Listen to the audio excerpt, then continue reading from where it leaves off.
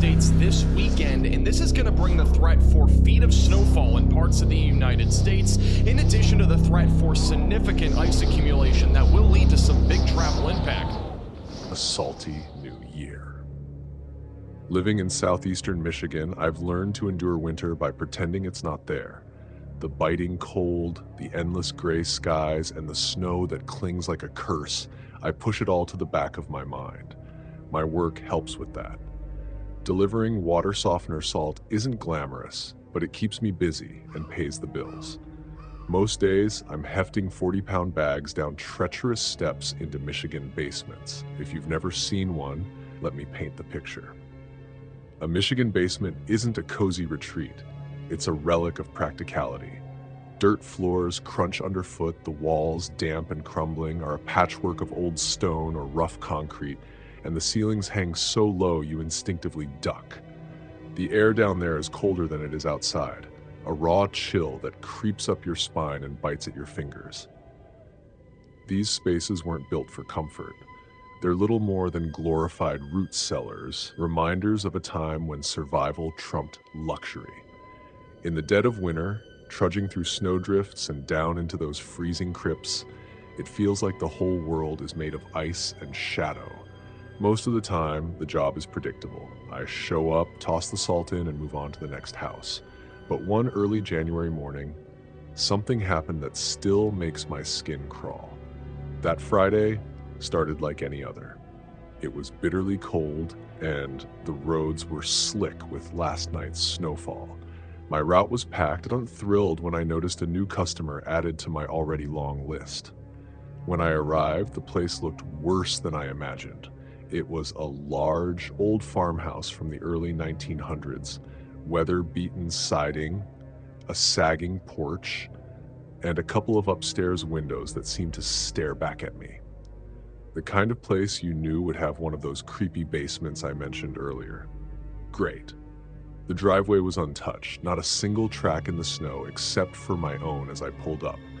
I climbed down from my truck and trudged up to the front door and knocked. Nothing. I waited, then knocked again, harder this time. Still nothing. After a couple of minutes, I sighed, annoyed. I hate no-shows because customers get hit with a $5 fee, and I don't like being the guy who makes someone's day worse. But it was freezing, it was Friday, and I had too much work to waste time. I walked back to my truck, ready to leave, when I caught movement out of the corner of my eye. The door creaked open about 6 inches. In the dim light, I saw the silhouette of an old woman in what looked like a nightgown.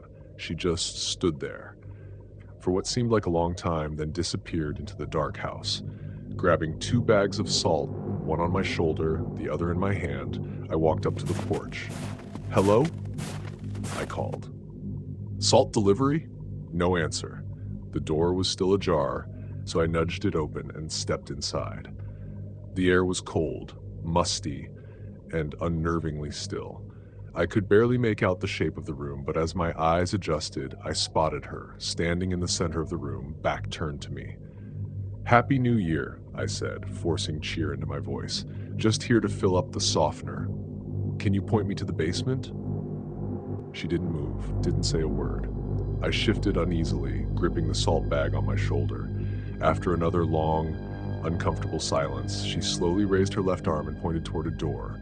Her hand trembled, her thin, bony fingers stretching out. I nodded, even though she wasn't looking at me. "Okay, thanks." The door she pointed to was heavy wood, its paint peeling. When I opened it, a metallic, earthy smell wafted up from below. I found a light switch, one of those old-fashioned push-button types, and pressed it. A dim yellow bulb flickered to life, casting long shadows over the narrow, uneven stairs. This was the quintessential Michigan basement. Dirt floors, stone walls damp with moisture, and a low ceiling. I spotted the softener against the far wall and shuffled over to it, setting down one of the salt bags and resting the other on the rim of the salt keeper. I sliced the bag open and poured the salt in, set the empty bag down, and in between that and picking up the other, I noticed a wooden door built into one of the stone walls. Nothing unusual there. These old basements often had storage rooms or crawl spaces. But as I repeated the same motion as the previous bag, a shrill, piercing screech tore through the air, echoing from behind the door. I froze. The sound was inhuman, like a mix between metal grinding and an animal's cry of terror. My heart started pounding. I stared at the door, half expecting it to burst open. But then, just as abruptly as it started, the noise stopped. "Shut up!" A voice hissed from the other side, followed by a heavy thud. Someone was back there, with something. I shoved the salt bags under my arm and turned for the stairs. The silence pressed in, heavy and alive. Each step groaned, too loud, too sharp. At the top, I froze. She was there, still, just standing, lit by a flickering, sickly light from nowhere. She didn't move as I walked past her, just stared at me from the shadows. But now she wasn't alone. I blinked, trying to process what I was seeing. There were more figures, 10, maybe 12, standing in the darkness. Toddlers, teenagers, adults, elderly, all of them perfectly still, their features blurred by the shadows. I cleared my throat, trying to keep my voice steady. "Happy New Year," I said, inching toward the door. The moment I turned to leave, I heard footsteps, multiple sets, shuffling behind me, at me. My instincts screamed at me not to look back. I bolted for the door, jumped off the porch, and sprinted to my truck. I slammed the door and locked it, glancing at the house through the windshield. The front door slowly creaked shut. My breath fogged the cab windows, but I didn't take the time to wipe them off, and I hit the gas. Something wasn't right about that place. The rest of my route was delightfully average. When I got back to the office, I told the two secretaries about the weird house and its creepy occupants. They looked at me, confused. "There wasn't a new delivery on your route today?" one of them said. I frowned. "Yeah, there was. Big old farmhouse on County Line Road."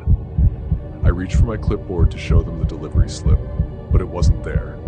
I checked the cab of my truck, my jacket pocket, everywhere I could think of. The slip was gone, completely vanished as if it never was. The secretaries stared at me like I was crazy. "Are you sure you didn't just imagine it?" one of them asked. I didn't answer. I couldn't. All I knew was that I'd been to that house, I'd seen those people, or whatever they were, and I never wanted to go back. Since then, I've driven past that farmhouse a few times on other routes. Each time, it's the same. No car tracks, no sign of life. Just that old, decaying house sitting there as if it's been abandoned for decades. Whatever happened that day, I know one thing for sure. It wasn't normal. And I don't intend to find out what it was.